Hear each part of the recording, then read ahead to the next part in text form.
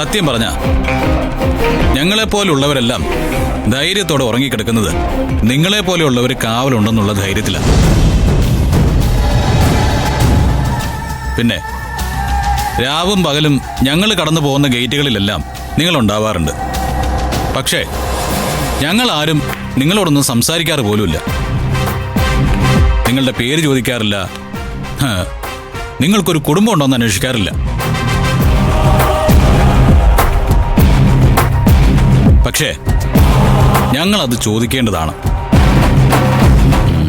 ഈ പറയുന്ന എനിക്ക് പോലും അങ്ങനെയൊന്നും തോന്നിയിട്ടില്ല. And I am really sorry.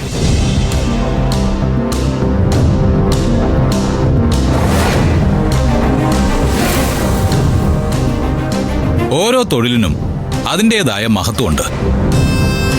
കനത്ത വെയിലിലും കനത്ത ഇരുട്ടിലും തനിച്ച് നിന്ന് നിങ്ങൾ ജോലി ചെയ്യുന്നു. അത് നിങ്ങളുടെ കുടുംബത്തോടുള്ള നിങ്ങളുടെ സത്യസന്ധതയാണ്, ആത്മാർത്ഥതയാണ്. അതിനെ ബഹുമാനിക്കാതിരിക്കാൻ എനിക്ക് പറ്റില്ല.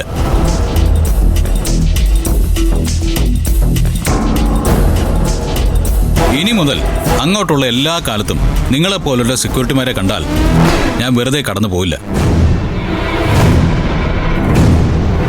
വെറുതെ ഒരു വാക്ക്, ഒരു ചിരി, അത് എൻ്റെ ഭാഗത്തുനിന്ന് എന്തായാലും ഉണ്ടാവും. ഇത്രയും ദിവസം ഈ കുടുംബത്തിന് കാവൽ നിന്ന് ഇനി അങ്ങോട്ട് കാവൽ നിൽക്കാൻ പോകുന്ന നിങ്ങൾ ഓരോരുത്തർക്കും ഒരു ആദരവ് തരണമെന്നാണ് ഞാൻ കരുതുന്നത്. സർ. യെസ്. നിങ്ങളുടെ ജീവിതത്തിലും ഞങ്ങളുടെ ജീവിതത്തിലും ഇതൊരു നല്ല തുടക്കമായിരിക്കട്ടെ.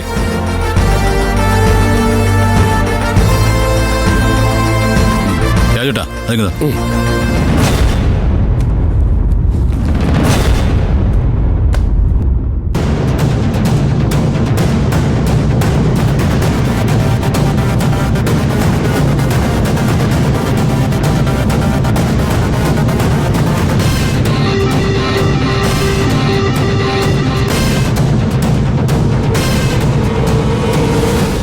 ഇത് gold കോയിൻസാ.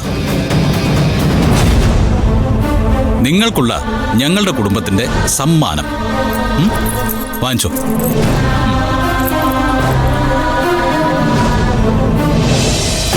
Thank you sir.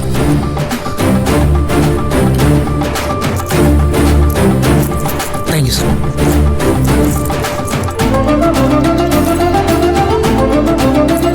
Thank you sir.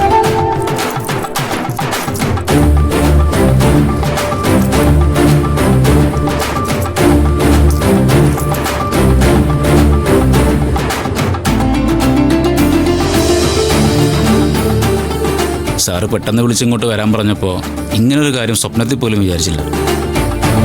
പണിയെടുക്കുന്ന സ്ഥലങ്ങളിൽ നിന്നൊക്കെ ആട്ടും തുപ്പും കേൾക്കേണ്ടി വരുന്ന ഒരു വിഭാഗമാണ് ഞങ്ങൾ. ഞങ്ങളെപ്പറ്റി സാറ് നല്ലത് സംസാരിച്ചല്ലോ.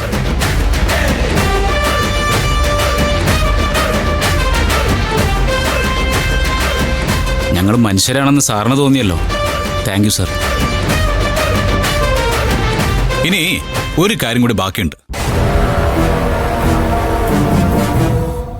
രാജുവേട്ടാ. എന്താ സാർ? അതിങ്ങെടുത്തിട്ട് വന്നേ. ശരി സാർ.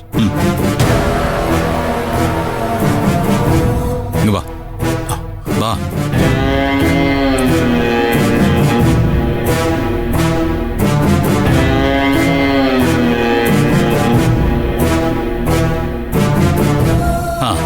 ഇദ്ദേഹത്തിനെ ഞാൻ നിങ്ങൾക്ക് പരിചയപ്പെടുത്തേണ്ട കാര്യമില്ലല്ലോ. ഈ അടുത്ത ദിവസം നിങ്ങളുടെ സെക്യൂരിറ്റി ഏജൻസിയിൽ പുതുതായിട്ട് ജോലിക്ക് വന്ന ആളാ. വന്നു നിന്ന ദിവസം ഈ കുടുംബത്തിന് വേണ്ടി ഇദ്ദേഹം കാണിച്ച ഉത്തരവാദിത്വം സത്യത്തിൽ എനിക്ക് പറഞ്ഞു മനസ്സിലാക്കി തന്നത് ദാ ഈ നിൽക്കുന്ന എൻ്റെ അമ്മയാണ്.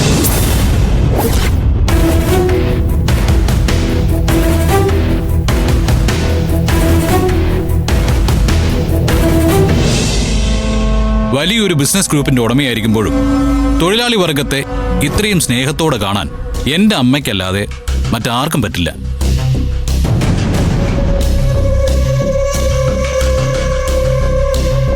ശരി സാർ.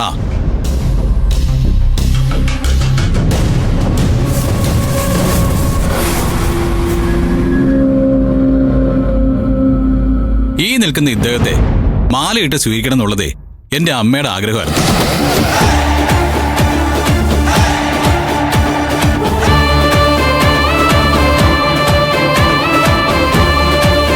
അപ്പോ ഞാനത് ചെയ്യാം.